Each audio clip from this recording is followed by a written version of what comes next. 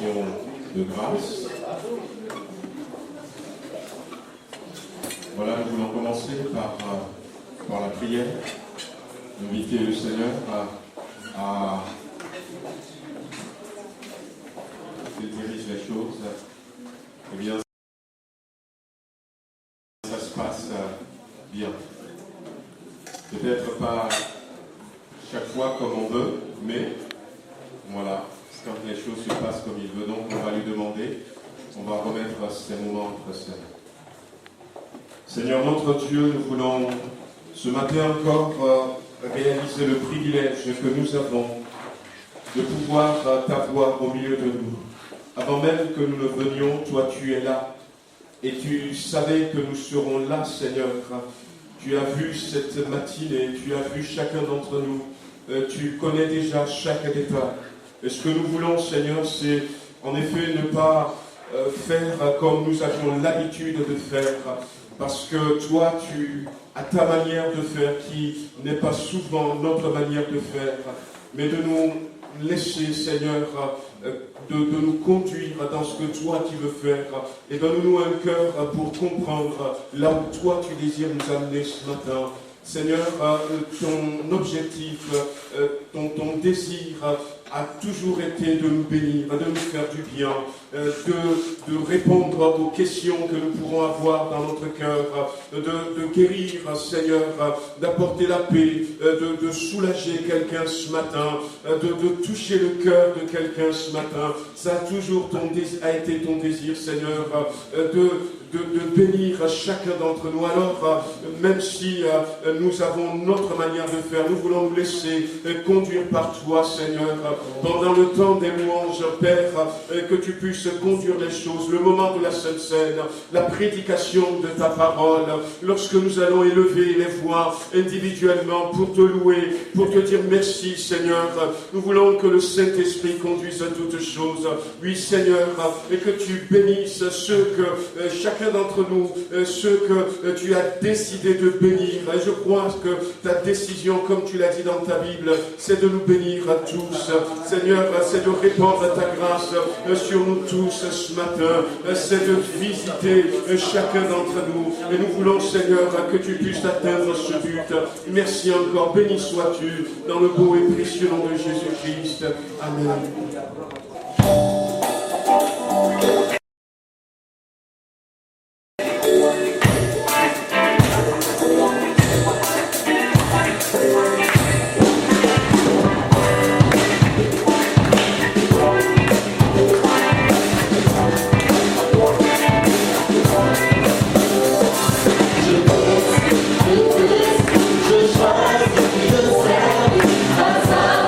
Jusqu'au dans tes bras.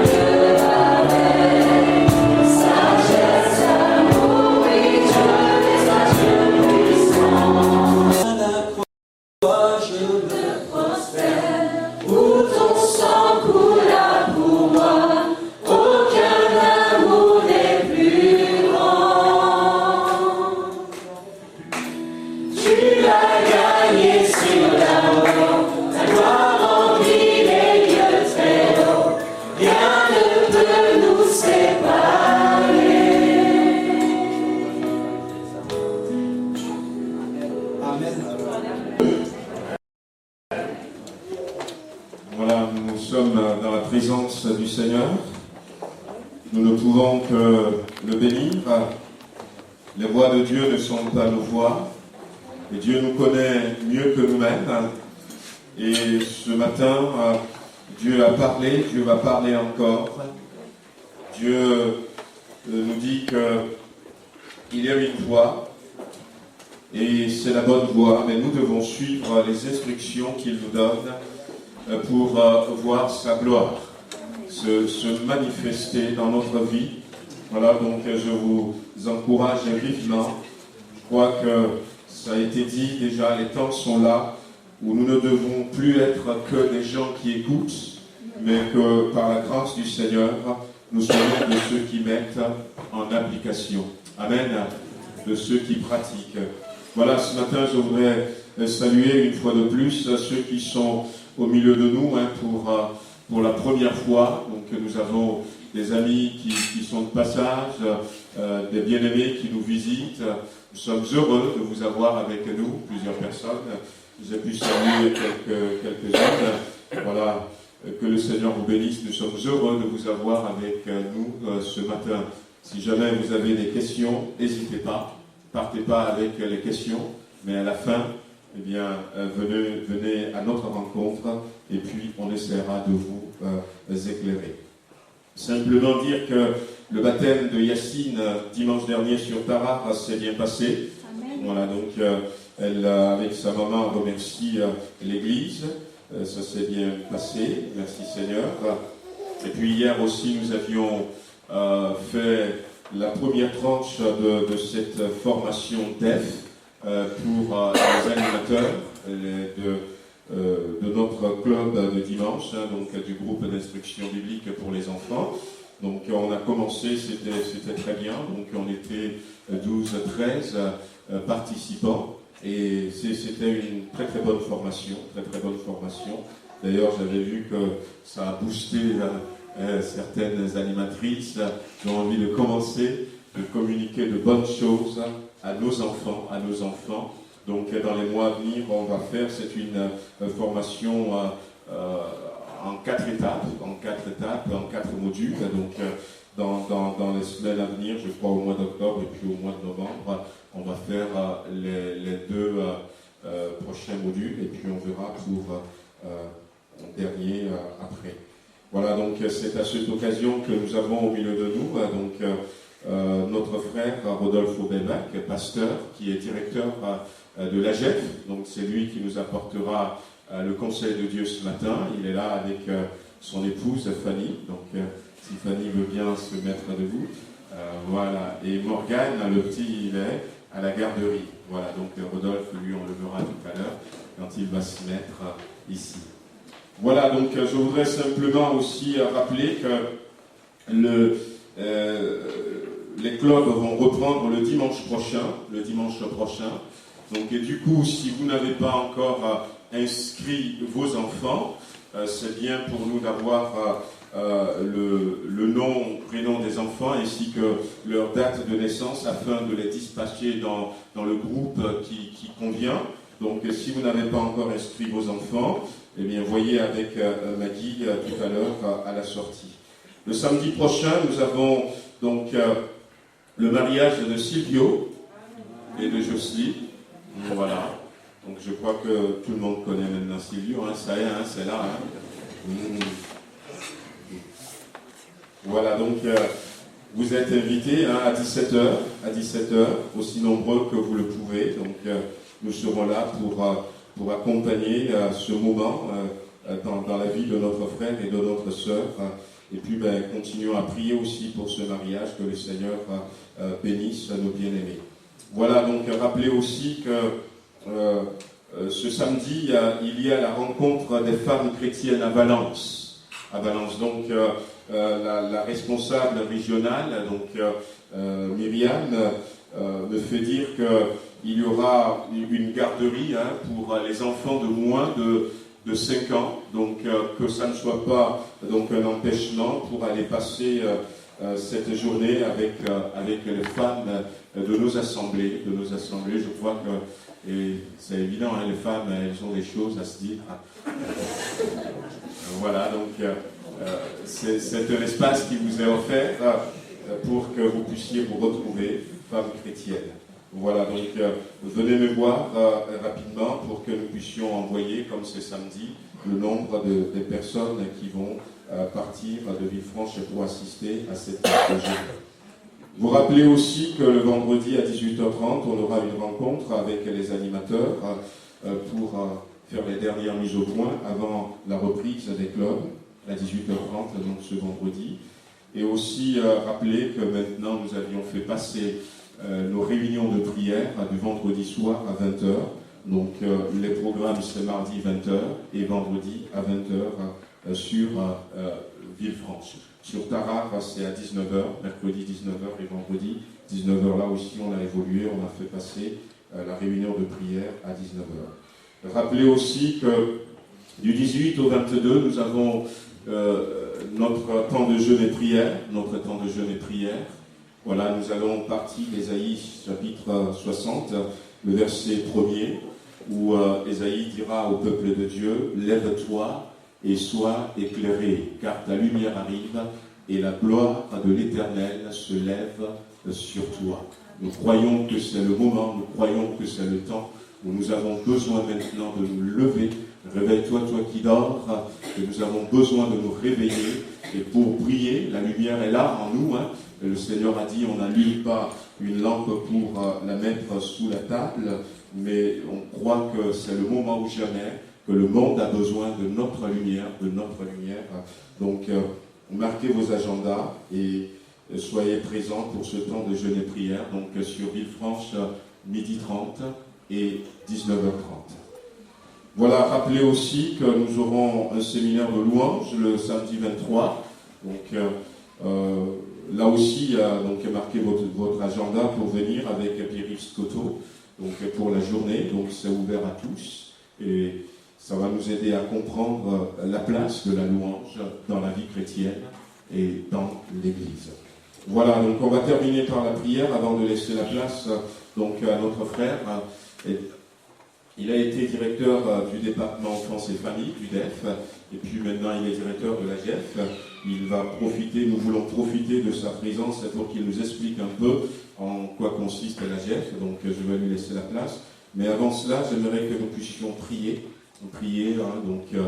pour la suite, mais prier aussi pour nos frères et sœurs qui sont dans des moments difficiles. Il y a certains qui sont malades, il y a certains qui, ces derniers temps, ont connu le deuil. Donc, n'oublions pas Séverine, Ina Bonnet, et puis Estelle, notre sœur. Donc, on avait prié pour son papa. Elle est partie au Burkina, mais son papa est décédé. Donc l'enterrement a eu lieu hier. Voilà, donc elle va rentrer dans la semaine. Elle aura besoin de toute notre compassion, de notre accompagnement. Mais déjà, nous voulons prier pour elle, pour la famille, et puis pour ceux qui sont malades, Jean-Philippe, Mirflex et tous les autres. Voilà, on va peut-être se mettre debout, et puis on va prier pour la suite, on va prier.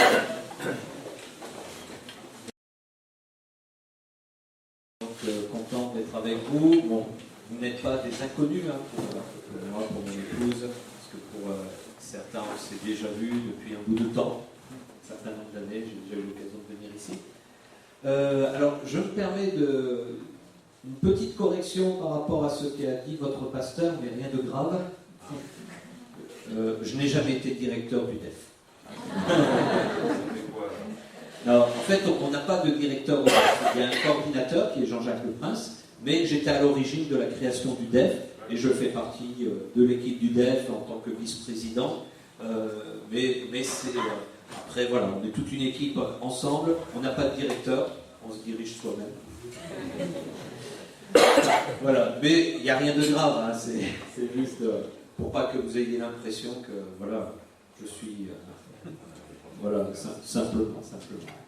Donc, ce matin, on est content d'être avec vous. On a pu faire avec mon épouse donc une partie de la formation pour ce qu'on appelle les animateurs de groupes d'instruction biblique avec le DEF. Donc, j'en profite aussi, puisqu'on parle du DEF, qui est le Dynamique pour l'enfance et la famille, qui est un département de la GEF et en même temps une association autonome. qu'on a organisé une semaine de prière, et ça tombe bien, en même temps que votre temps de jeûne et prière. Donc du 18 au 24 septembre, il y a une semaine de prière, c'est la quatrième édition cette année, semaine nationale de prière pour l'enfance et la famille. Donc il y a un site qui existe, qui est tout simple, ça s'appelle semaine-de-prière.fr. Donc si vous tapez accroché sans l'accent sur prière, semaine-de-prière.fr, vous avez tous les jours une réflexion, une méditation par rapport au thème Dieu au cœur de la famille. Donc tous les jours, il y a une réflexion, des sujets de prière, de remerciement et un défi aussi à relever en famille. Donc le but, c'est pas forcément qu'il y ait des réunions dans l'église spécifiques, mais que vous-même, à la maison, ayez l'occasion pendant cette semaine, du 18 au 24, en communion avec tous les chrétiens de France, de prier pour la famille, pour votre famille, mais pour la famille aussi en France, pour les enfants, pour les relations entre parents et enfants. 18 au 24, mais ce n'est pas fixé à ces dates. Après toute l'année, vous pouvez prendre une semaine en utilisant ce site, semaine de prière.fr. Voilà. Mais maintenant, je vais parler de la GEF. Et pour parler de la GEF, je vais commencer, et j'espère que vous voyez à peu près, puisqu'il paraît qu'il faut changer la lampe du projecteur, que vous voyez cette photo. Ah oui, oh là là, c'est bien. Il faudra le faire à télécommande, cet interrupteur. Vous voyez cette photo.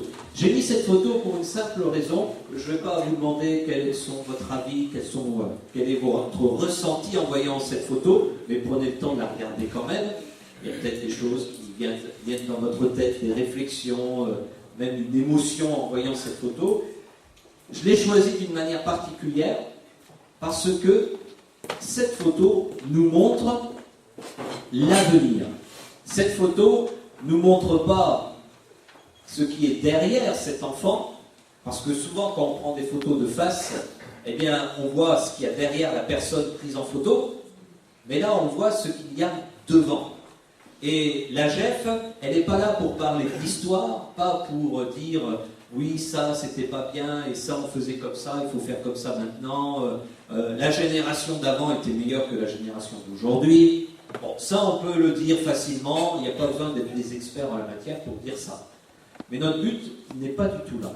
Notre but, c'est d'abord de considérer la génération présente, de considérer les enfants qui naissent aujourd'hui, les ados qui vivent aujourd'hui, les jeunes qui vivent aujourd'hui, les couples qui se forment aujourd'hui, même si ces couples ont un certain âge, comme Silvio et Jocelyne, mais ils ont un avenir devant eux.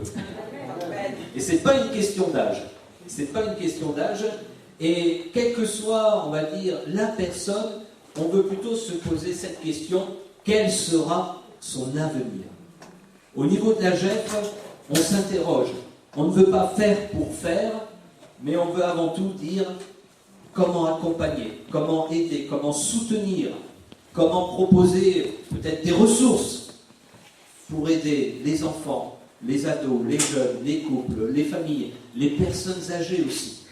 Parce que c'est pas parce qu'on a 80 ans qu'il n'y a plus d'avenir derrière. Je ne suis pas d'accord avec ça. Quel que soit l'âge, il y a un avenir. Même si cet avenir ne dure qu'une année sur Terre. Et après, l'avenir, il est assuré pour l'éternité. Donc ça va. Mais c'est de dire jusqu'au bout. Se poser cette question de se dire, mais demain, si j'ai encore une journée à vivre, quel sera mon lendemain en Jésus, avec Jésus sur cette terre? Alors cet enfant regarde au loin. Elle, c'est sûr, on peut estimer qu'elle a un avenir, de nombreuses années devant elle. Et la GEF, on veut avant tout se positionner en disant, agissons ensemble pour les familles, afin, pour être biblique, de leur donner un avenir plein d'espérance. C'est notre cœur, c'est notre vision, c'est notre désir. C'est ce que je vous partage maintenant pour dire, on n'est pas là juste avec un budget, de l'argent qui est dépensé pour faire des choses.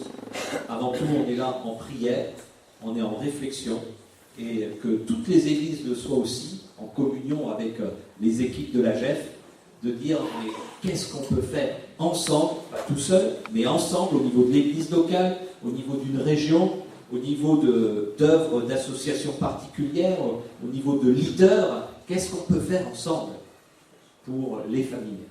Pour les familles, afin que cet avenir, ce qui est devant, soit plein d'espérance, plein de joie, soit dans le service du Seigneur, soit dans l'équilibre, dans la bénédiction, et non de se dire demain, aïe aïe aïe. Non, demain, alléluia, alléluia. Et c'est ce qu'on veut vivre. La GEF, pour continuer, c'est un département, une association qui représente, c'est écrit en tout petit là-haut, le pôle famille des assemblées de Dieu. Puisque les assemblées de Dieu sont réparties en différents pôles, et chaque pôle a des associations qui gèrent.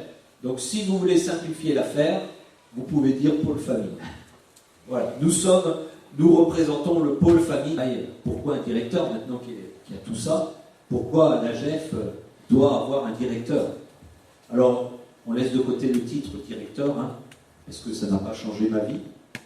Vous irez voir Fanny, elle vous dira que ça n'a pas changé ma vie. Elle me dit toujours de ranger mes affaires. Et de ne pas laisser traîner mes chaussettes par terre, enfin je le fais plus depuis un bout de temps. Et dire, voilà, tu peux changer la couche, tu peux ceci, Non, elle n'est pas là à la maison à donner des ordres. Hein. Mais ça, voilà, ça n'a pas changé ma vie, c'est juste un titre comme un autre titre. C'est surtout la fonction, le travail qu'il y a derrière, pour vous dire que c'est important finalement qu'il y ait aussi une personne, que ce soit moi ou n'importe qui soit là pour motiver justement le travail de la GEF à travers ces différents départements, mais aussi avec la GEF qui a un cœur pour aussi amener d'autres choses. Et là, donc, mon travail consiste à faire de la coordination. 35 leaders, 6 associations, avec tout un tas de projets. Si on veut être dans la même vision, dans la même direction, il y a besoin de coordonner tout cela. Parce qu'on pourrait très bien s'éparpiller dans tous les sens. Et aussi faire des choses que le voisin a déjà fait, on répète. Alors autant se mettre ensemble pour des choses communes. Et ça demande de la coordination. Donc je suis présent dans toutes ces œuvres, ces départements. On est en relation et on permet de travailler d'une manière cohérente. Donc ça demande un petit peu de temps, bien sûr, pour faire cela. Ce qui fait que je suis à plein temps au niveau de la GEF, c'est évident. Il y a aussi un autre domaine, c'est celui de la représentation. Alors qu'est-ce que ça veut dire ce mot? Simplement, donc, la GEF est membre du CNEF, Conseil national des évangéliques de France. Donc on représente aussi les familles dans le CNEF. On représente les ADD aussi à ce niveau-là, au niveau du CNEF. Il y a d'autres œuvres aussi, hein, il n'y a pas que nous. Mais voilà, c'est un travail de représentation. Je parle aussi, en tant que directeur de la GEF, à tous les pasteurs des Assemblées de Dieu, lorsqu'il y a le congrès, au nom de tous les départements, ADN, DLJ, DEF, etc., des projets, des choses à venir de leur direction. Parce que tous ne peuvent pas parler, ça ferait beaucoup de monde. Donc c'est un travail de représentation. Et derrière cela, il y a aussi des désirs d'aller plus loin. Cette semaine, je vais aller voir la présidente des AFP au niveau France, donc AFP, Association Familiale Protestante, pour voir de quelle manière aussi on peut avoir un partenariat et pouvoir avoir une voix commune dans certains domaines au niveau de la famille. C'est ce travail de représentation. Ça demande aussi un peu de temps. La semaine dernière, j'étais avec ceux du CNEF pendant 3 jours, c'était le séminaire de rentrée. Donc, ça explique un peu aussi la charge de travail. Sensibilisation et information, ça va apparaître. Bien, c'est ce que je suis en train de faire. Je vous présente la GEF. Et puis, partout où je peux, sensibiliser aux besoins de la famille, des enfants, des ados, des jeunes, dans différentes circonstances, à travers différentes rencontres. Et l'information, bien donner quelques nouvelles, lorsqu'il y a des nouvelles à donner, bien sûr. Voilà la GEF. En tout cas, je peux dire merci. Merci pour votre soutien. Merci de m'avoir écouté déjà. Parce que vous êtes encore là, donc ça va, ça me rassure. Merci pour votre soutien. N'hésitez pas à aller sur le site de l'AGEF, agef.fr, c'est facile à retenir. Hein. Et si vous n'arrivez vraiment pas à retenir, vous verrez à la sortie, il y a cette plaquette qui présente plus en détail des choses dont je n'ai pas parlé du tout. Les valeurs, la vision, les missions de l'AGEF, avec tous les départements qui sont intégrés à l'AGEF, et surtout avec l'adresse du site, la page Facebook et le compte Twitter. Comme ça, vous êtes au complet. Si vous êtes sur Facebook ou Twitter, vous vous abonnez à tout ça, vous dites j'aime la page, et vous aurez les choses en direct. J'accepte tous les amis sympathiques sur Facebook. Donc mon nom c'est Rodolphe Auberbec, vous allez me chercher, vous demandez d'amis, comme ça, voilà, vous aurez aussi en direct des infos quand j'en mets bien sûr, ce qui n'est pas tous les jours. Merci bien de votre écoute. Je vais rallumer la lumière, j'ai plus besoin du vidéo. Ça s'allume pas. C'est bien. Ah d'accord. Ah, ça fait tout. Voilà, et donc vraiment, quand je dis merci de votre soutien, j'ai besoin, mais nous avons besoin tous au niveau de la GEF, bien de vos prières avant tout, parce que vous avez vu un peu le défi qui est là. Personnellement, bien le travail qu'il y a à faire. Il y a besoin des intercesseurs que vous êtes, de ceux qui savent prier pour qu'on aille de l'avant, parce qu'on veut vraiment, ce qui est motivant dans cette œuvre, c'est d'avoir aussi cette vision globale de ce qui se passe en France et de pouvoir encourager, mais aussi informer sur les choses qui se passent et de voir que le Seigneur agit d'une manière particulière. Donc merci pour vos prières. Merci aussi pour le soutien financier que vous pouvez apporter, parce que comme toute œuvre, au niveau des assemblées de Dieu, bien, on dépend des dons, bien sûr. Hein, on n'a pas de source de revenus, on ne vend rien du tout. Nos services ne sont pas payants, dans le sens qu'au niveau de la GEF, quand je viens, je ne demande pas un cachet. Là, je devrais commencer à faire. Genre, voilà, mon intervention coûte tant. Non, c'est pas le but. Hein. Et donc, on vous remercie aussi pour votre générosité, bien sûr. Hein. Pour faire l'enchaînement avec la parole de Dieu, avec ce que le Seigneur m'a mis à cœur aussi pour chacun d'entre vous, pour cette Église, j'aimerais prier déjà. Prier, parce que on sait que la prière, c'est pas de dire j'ai déjà prié, c'est plus la peine. C'est pas comme ça qu'on voit la prière, c'est de dire toute circonstance, toute occasion suscite en notre cœur une prière devant le Seigneur et pour Dieu. Alors j'aimerais simplement qu'on prie maintenant. Seigneur, je te remercie. Je te remercie pour ta grâce, je te remercie pour ta bienveillance et ta fidélité.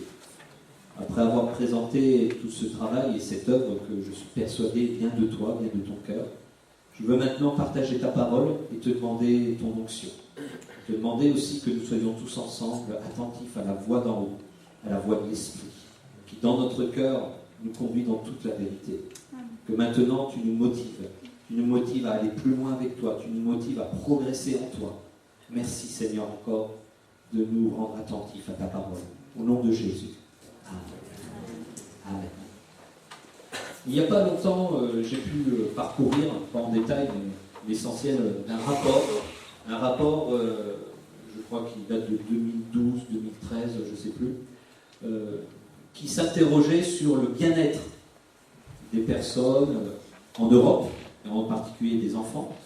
Pas dans le but, parce que les personnes qui ont fait cela s'inquiétaient du bien-être des personnes, mais simplement en se disant, quand une société, quand une personne est bien et se sent bien, ça fait progresser l'économie. Donc c'est l'OCDE, les pays de l'OCDE, 27 pays en Europe, qui ont commandé ce rapport parce qu'ils disent plus une nation va bien, plus l'économie va bien, plus ça nous fait des sous. En résumé. Mais derrière ce rapport, il y a des choses intéressantes. Et entre autres, il se posait une question auprès d'adolescents. Et la question, c'était de savoir le pourcentage d'adolescents qui trouvent leurs camarades de classe gentils et obligeants. Obligeants, ça veut dire ils aiment faire plaisir aux autres. Alors, s'il y a des ados ici, je vous pose la question, ou des anciens ados, à combien estimiez-vous dans votre classe le nombre de camarades qui étaient gentils et obligeants? Beaucoup, pas beaucoup, aucun. Bon, il y a eu le sondage qui a été fait. Alors, le résultat pour la France se situe un peu en dessous de 60%, ou moins de 60% des adolescents de France estiment que leurs camarades sont gentils et obligeants. Vous allez me dire, bon, ça va, c'est pas... Oui, mais le problème, c'est que la France, avec ce résultat, se trouve 23e sur 27 pays. Ça veut dire qu'avant, il y a d'autres pays qui sont bien mieux que nous au niveau des camarades de classe gentils et obligeants. Un petit problème, quoi. Après, dans ce même rapport, il était question d'enfants, et de savoir le pourcentage d'enfants se plaignant de brimades. C'est-à-dire que là, on est en école primaire, voilà. Est-ce que tu es souvent moqué, insulté de tout genre auprès de tes camarades de classe dans ton école? Alors, la France, on arrive à 15% d'enfants, au niveau pourcentage, qui se plaignent de brimades. Ça peut être au quotidien ou régulier. On va dire que c'est pas beaucoup, mais pour les 15%, c'est déjà trop. Et avec ce résultat, on se retrouve 6e sur 27. Donc on est dans les 6 premiers pays qui ont le plus fort taux d'enfants qui se plaignent de brimades. On a un problème. Tout ça pour montrer que nos relations les uns avec les autres en France a besoin vraiment de s'améliorer par rapport à d'autres pays d'Europe. Et il faut s'interroger justement sur notre situation en France, sur nos relations les uns avec les autres. Et puisque ce rapport m'interpelle, moi je le ramène à notre niveau, à votre niveau, en tant que croyant, mais aussi au niveau de la famille, de notre famille, de dire dans notre famille, quel est le type de relation que nous avons? Le mari avec l'épouse, l'époux avec l'épouse, les parents avec les enfants avec leurs parents, ou même les petits-enfants avec les grands-parents. Et quand je dis enfants avec parents, ce n'est pas une question d'âge, hein. Vous avez peut-être 40 ans, vous avez encore vos parents. Quelle est votre relation avec eux? Les frères et sœurs ensemble, dans une même famille. Et on va plus loin, on va dans l'église. Quelles sont nos relations les uns vis-à-vis des autres? Est-ce que ce sont des relations gentilles, où on n'a pas à se plaindre des brimades de l'autre, ou de ce qu'il nous dit, ou est-ce que ce sont des relations très tendues? Derrière tout cela, il y a un mot qui ressort. C'est le mot bienveillance. Sommes-nous bienveillants les uns à l'égard des autres? Y a-t-il de la bienveillance dans notre famille? Est-elle présente ou est-elle absente? Ou est-ce qu'on peut s'améliorer dans ce domaine? Tous, on répond à la dernière remarque, on peut tous s'améliorer dans ce domaine, c'est sûr. La Bible dit, ayez les sentiments qui étaient en Jésus-Christ. Quels sont nos sentiments les uns vis-à-vis des autres? Il y a une parole dans la Bible, Colossiens, et on va le prendre ensemble, Colossiens chapitre 1, verset 8.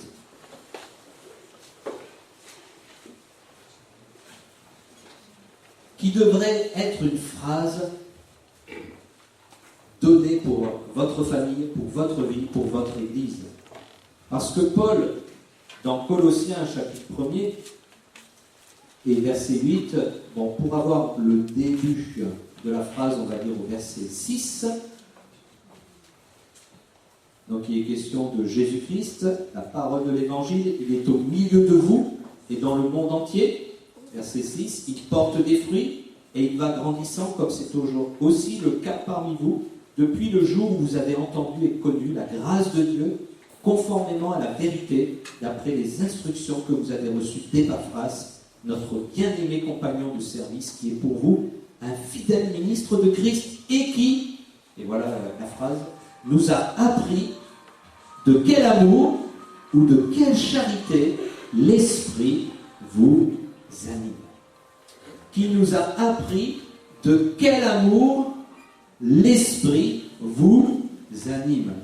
Quels sont les sentiments vis-à-vis des autres? Sommes-nous dans la bienveillance? Eh bien, ce verset dit des Colossiens, on a appris.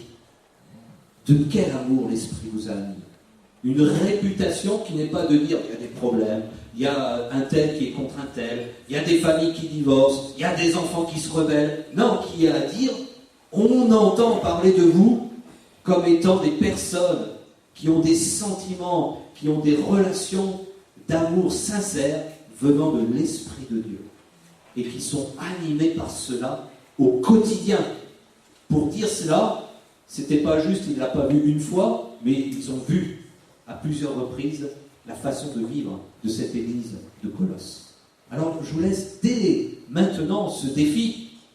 Est-ce que l'église de Villefranche, est-ce que les familles que vous représentez dans cette région, parce que vous n'habitez pas tous à Villefranche bien sûr, est-ce que de relever ce défi de dire nous avons envie qu'on entende parler de nous uniquement comme des personnes qui sont animées d'amour par l'Esprit de Dieu et rien d'autre.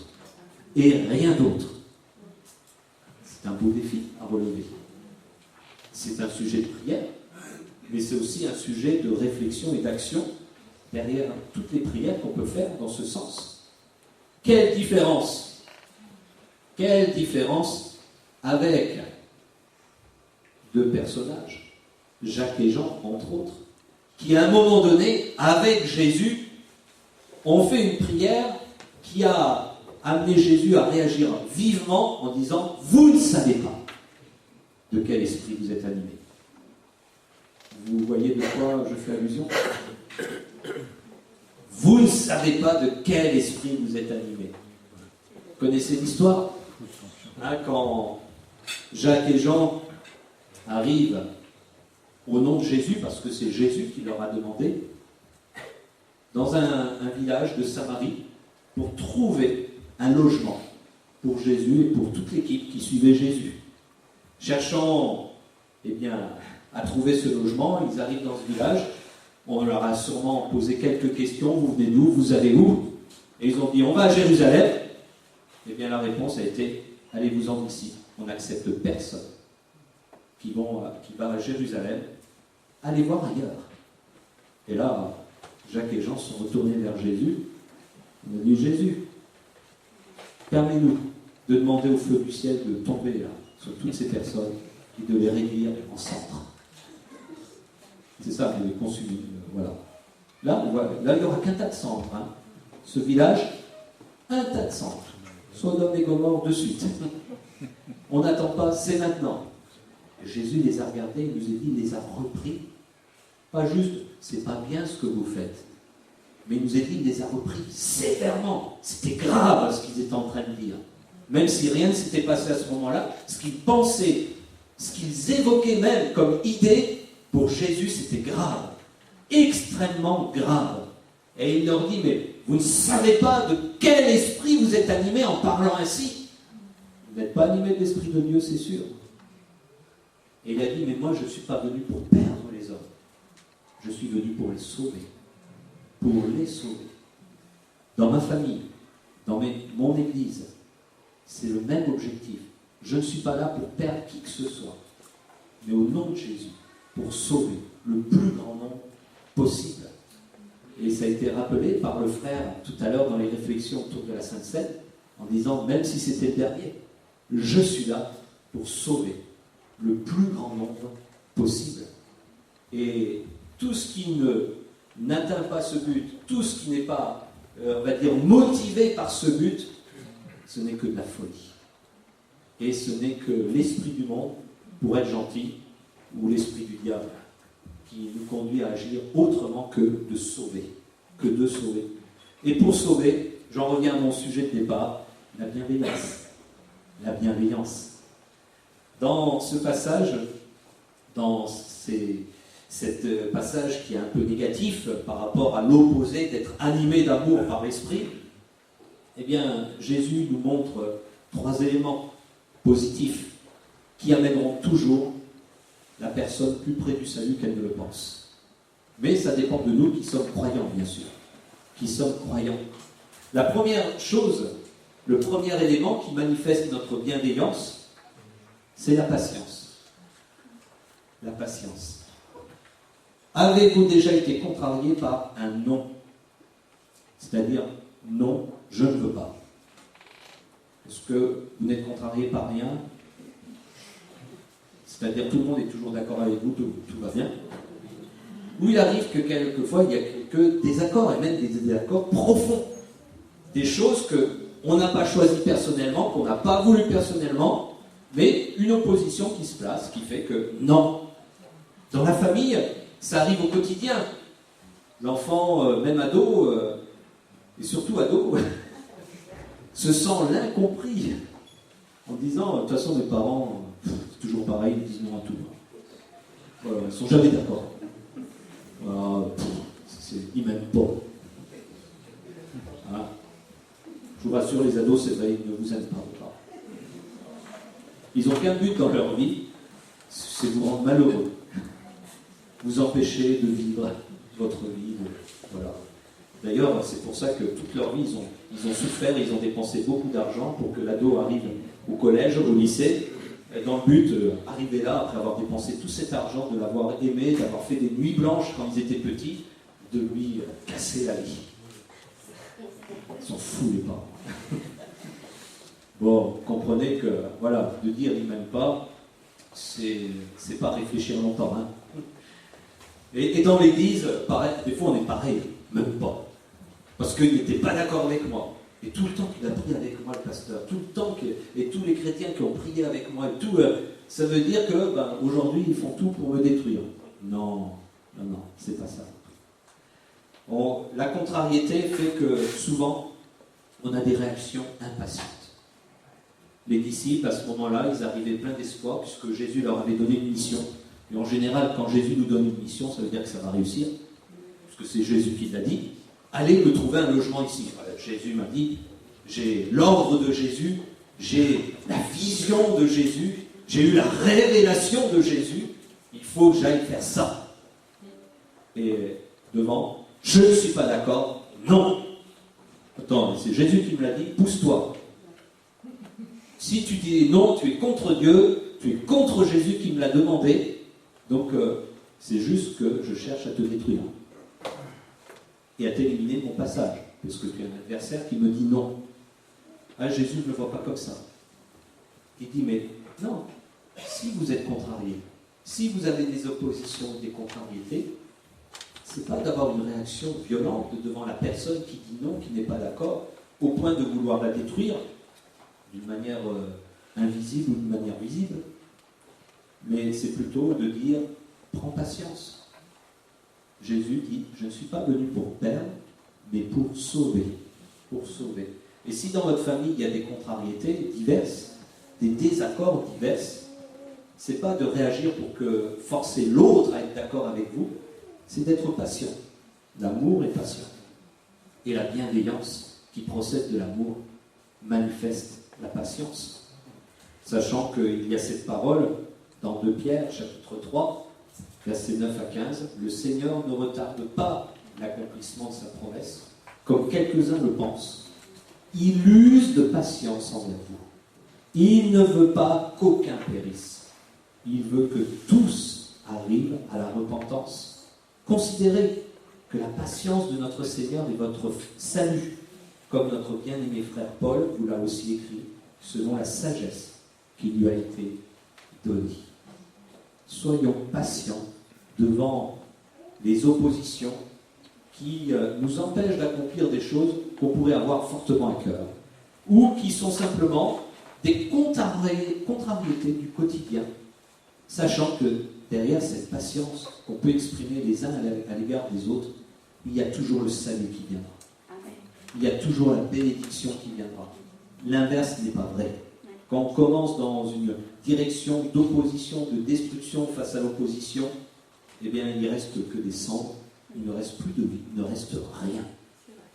Alors que la patience amène toujours la bénédiction. La preuve, cette région de Samarie, elle est environ 3 ans plus tard, puisqu'on le lit dans les Actes des Apôtres, avec l'évangéliste Philippe, va connaître la bénédiction de Dieu, va recevoir même l'effusion du Saint-Esprit. Les gens vont voir des miracles, les démons vont partir, il va avoir un réveil formidable. Un peu 3 ans plus tard. Bon, pour certains, ça fait plus de 3 ans qu'ils attendent. Et ayez patience. C'est là des relations bienveillantes les uns vis-à-vis des autres. On est plein de patience. Avec cette parole dans Galates, chapitre 6, versets 8 à 10, « Ne négligeons pas de faire le bien, car nous moissonnerons au moment convenable, si nous ne nous relâchons pas. Ainsi donc, pendant que nous en avons l'occasion, pratiquons le bien envers tous, et en particulier envers nos proches dans la foi. » La patience, qui est associée, tout ce que je dis, ce n'est pas des choses séparées, mais ça va ensemble, qui est associée avec l'humilité. En général, si on est orgueilleux, on n'arrive pas à être patient. Hein. Ça va ensemble. Hein. La patience qui s'associe à l'humilité. Je vous rappelle cette parole. Je veux apprendre, j'ai appris de vous, j'ai appris de la part d'Épaphras, de quel amour l'Esprit vous anime. Et cet amour, je l'ai appris parce que j'ai vu cette patience que vous avez les uns vis-à-vis des autres en face des désaccords, en face des conflits qui peuvent arriver au cœur d'un couple, d'une famille avec les enfants. Je l'ai vu. Et cette patience montre qu'il y a de la bienveillance et de l'amour qui vient d'en haut et non d'en bas. Jacques et Jean, en faisant cette prière, ont montré aussi quelque chose. Ont montré qu'ils se sentaient supérieurs à ces Samaritains. Parce que s'ils étaient entrés dans une ville avec des sacrificateurs, des scribes, des docteurs de la loi, avec une belle synagogue au centre et on va dire un dynamisme religieux judaïque, et qu'on leur avait dit non, on ne veut pas de vous ici, ben je pense qu'ils seraient partis sans rien dire. Ils n'auraient rien dit. Non, ben non.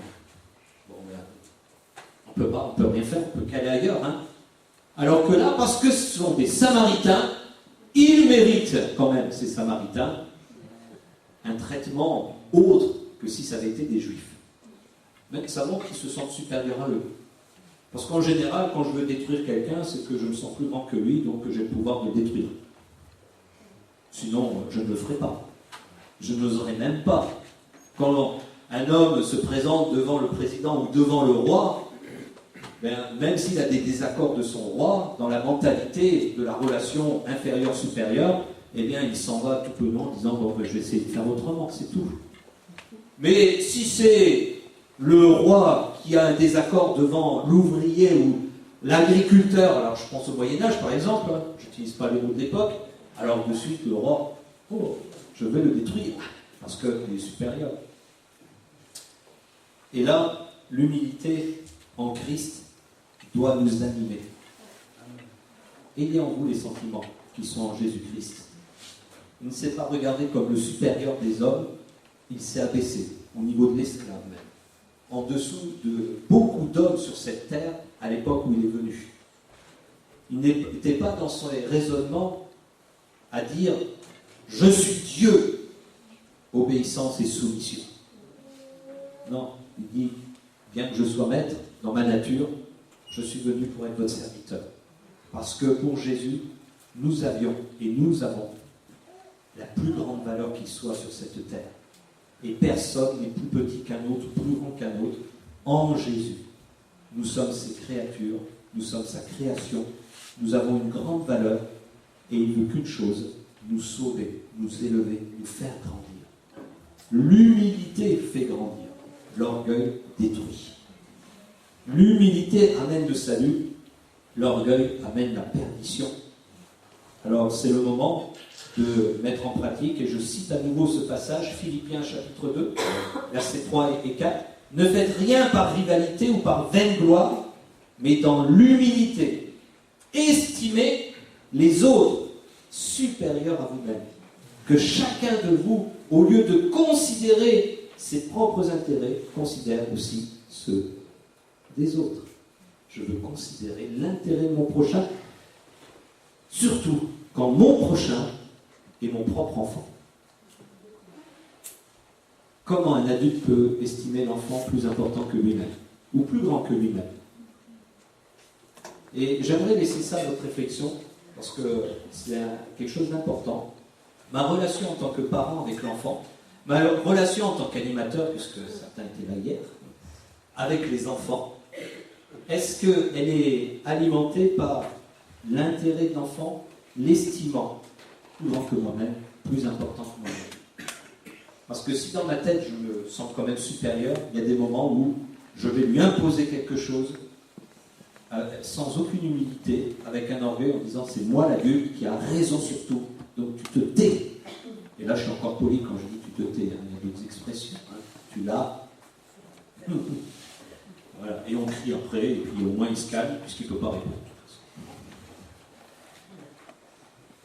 Mais là encore, il faut réfléchir, de dire dans ma relation avec mes enfants, peut-être que mon problème c'est que moi-même je suis orgueilleux vis-à-vis de lui. J'estime que je suis plus grand que lui, alors que l'enfant qui m'est confié n'est pas plus petit que ses parents en Christ. En Christ, il est quelqu'un à sauver. À sauver, c'est tout. À ne surtout pas détruire. L'orgueil détruit, l'humilité bâtit.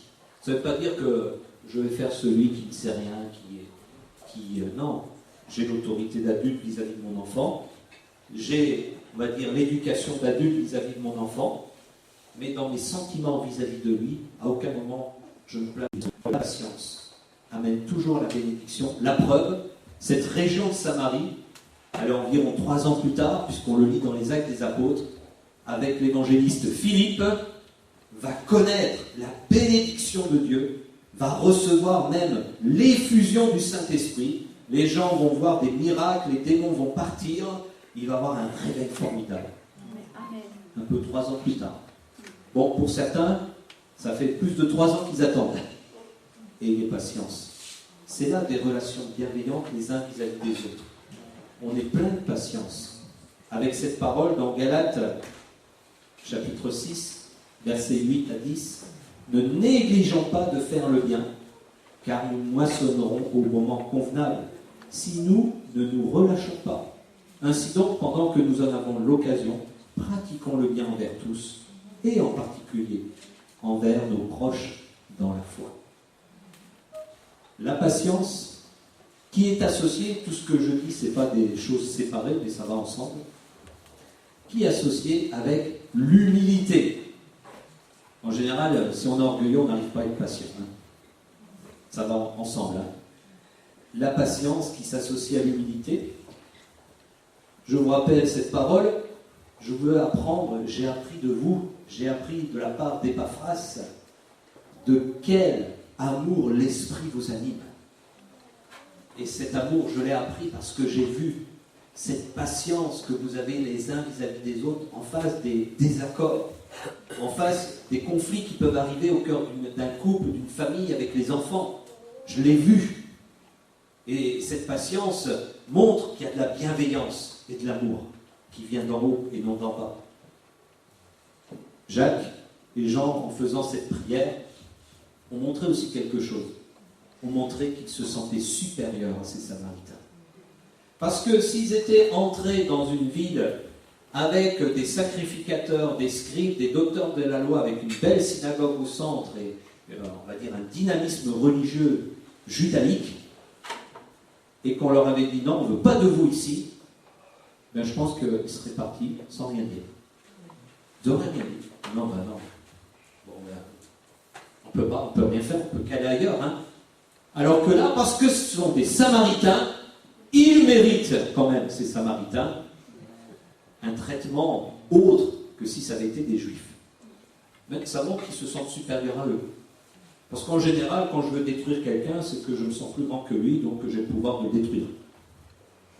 Sinon, je ne le ferai pas. Je n'oserais même pas. Quand un homme se présente devant le président ou devant le roi, ben, même s'il a des désaccords de son roi, dans la mentalité de la relation inférieure-supérieure, eh bien, il s'en va tout le long en disant « Bon, ben, je vais essayer de faire autrement, c'est tout. » Mais si c'est le roi qui a un désaccord devant l'ouvrier ou l'agriculteur, alors je pense au Moyen-Âge par exemple, hein, je n'utilise pas les mots de l'époque, alors de suite le roi, oh, je veux le détruire, parce qu'il est supérieur. Et là, l'humilité en Christ doit nous animer. Ayez en vous les sentiments qui sont en Jésus-Christ. Il ne s'est pas regardé comme le supérieur des hommes, il s'est abaissé au niveau de l'esclave même, en dessous de beaucoup d'hommes sur cette terre à l'époque où il est venu. Il n'était pas dans son raisonnement à dire « Je suis Dieu », obéissance et soumission. Non, il dit « Bien que je sois maître dans ma nature, je suis venu pour être votre serviteur. » Parce que pour Jésus, nous avions et nous avons la plus grande valeur qui soit sur cette terre. Et personne n'est plus petit qu'un autre, plus grand qu'un autre, en Jésus. Nous sommes ses créatures, nous sommes sa création, nous avons une grande valeur, et il ne veut qu'une chose, nous sauver, nous élever, nous faire grandir. L'humilité fait grandir, l'orgueil détruit. L'humilité amène le salut, l'orgueil amène la perdition. Alors c'est le moment de mettre en pratique, et je cite à nouveau ce passage, Philippiens chapitre 2, versets 3 et 4. Ne faites rien par rivalité ou par vaine gloire, mais dans l'humilité, estimez les autres supérieurs à vous-même. Que chacun de vous, au lieu de considérer ses propres intérêts, considère aussi ceux des autres.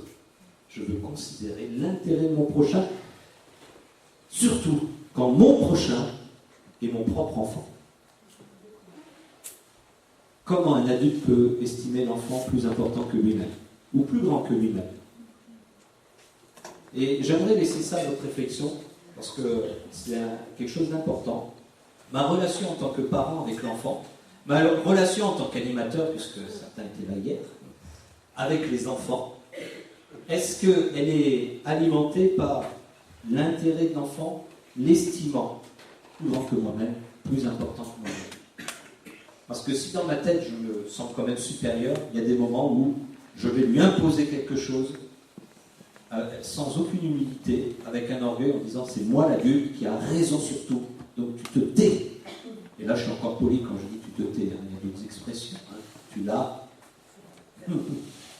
Voilà. Et on crie après, et puis au moins il se calme puisqu'il ne peut pas répondre.